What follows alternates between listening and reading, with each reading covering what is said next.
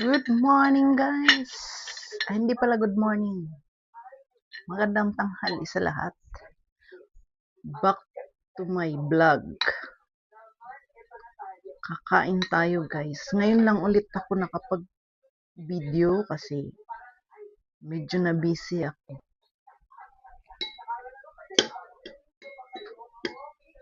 Wala akong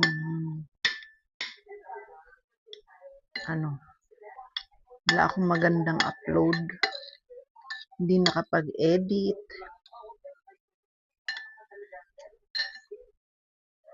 Kaya ngayon lang ulit ako kumuha ng video. So let's eat, guys. Kain muna tayo. Masarap ng ulam ko, sinigang.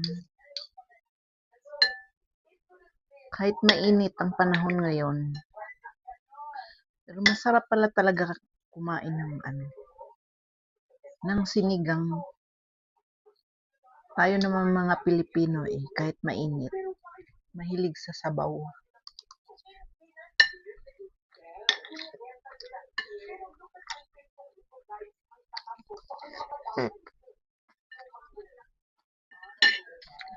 Tapos meron akong alamang.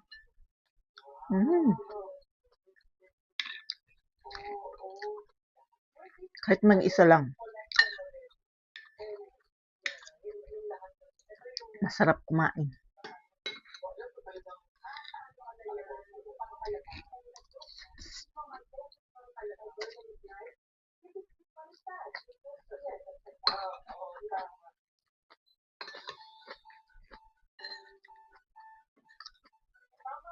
Alas 12.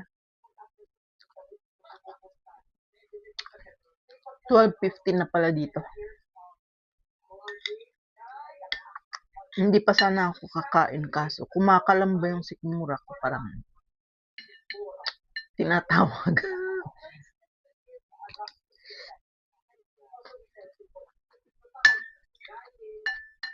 Nagtatawag ng pagkain, guys.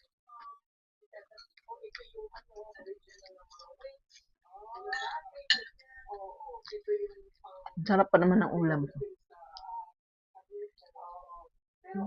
Ang lambot pa. Ang gagawin ko naman ngayon, guys, gagawa ako ng umisyo.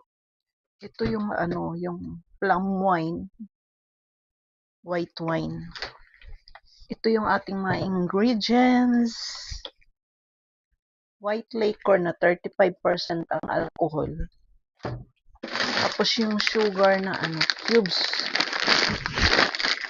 Cubes na sugar. Tapos meron tayong container. Tapos itong umiboshi naman. Kailangan mong butasan yung puwet niya. Pero ito, hinugasan ko na to lahat. So, ilagay na lang natin sa container. Kaya siya binubutasan, guys. Kasi ibuburo mo to ng 1 taon. 1 taon. So, ang mangyayari dyan para yung alak, pumapasok sa loob. Yun ang magiging flavor ng alak. So, parang medyo marami siya. Bawasan ko ng kaunti. Pero meron na akong nagawa. Meron na akong isang container na nagawa. Ito yun. Ganito nung una kong gawa, green ang kulay niyan. Ngayon, may kulay na siya kasi nag-aano na yung alak. Ganito siya dati. Tapos ibuhos natin yung asukal. Kaya ako gumawa ulit ng panibago. Kasi itong umiboshi, once a year lang to namumunga. Kaya ang mga ginagawa ng mga Japanese, sa 1 taon gumagawa sila ng ganito ng maramihan. Kasi alam niyo ba, guys, nung gumawa kami last year gumawa din kami. Ang sarap. buburuhin mo siya ng 1 taon. Pero ako nung gumawa ako last year, hindi ko pinaabot ng 1 taon. Kasi lagi kong tinitikman, lagi akong kumukuha ng 1 baso.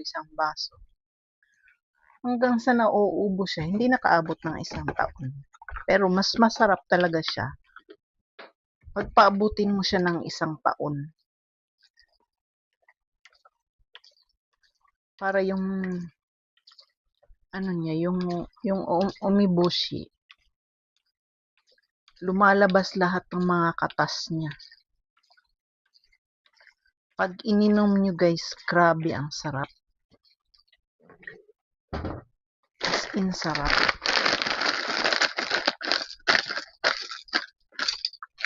Tapos itong umeboshi naman, kapag ano na siya, umabot na siya ng 1 taon. Masarap na to kainin. Pwede mo na siyang gawing pulutan kasi may ano na siya, may flavor na siya.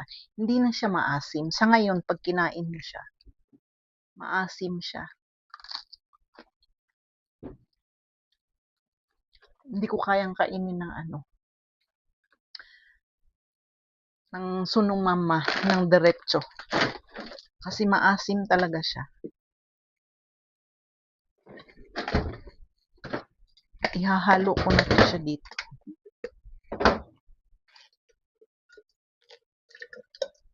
Ang dami kong nagawa. 2 bote.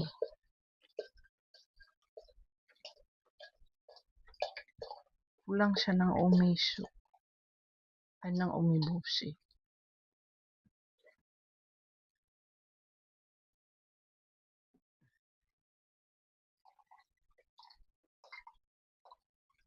Ubusin ko na lang to lahat.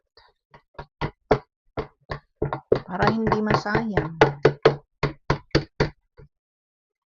Pero mas masarap yung punong-puno siya ng ng umeboshi. Para yung lasa niya, malasang malasa.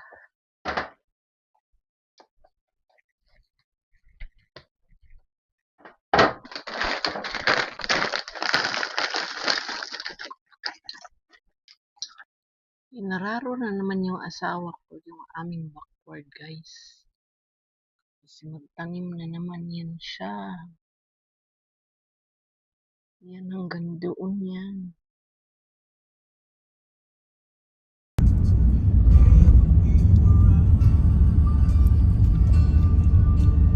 All the wings of love, only the two of us, and the only way to fly is all the wings of love. Bakit ako hindi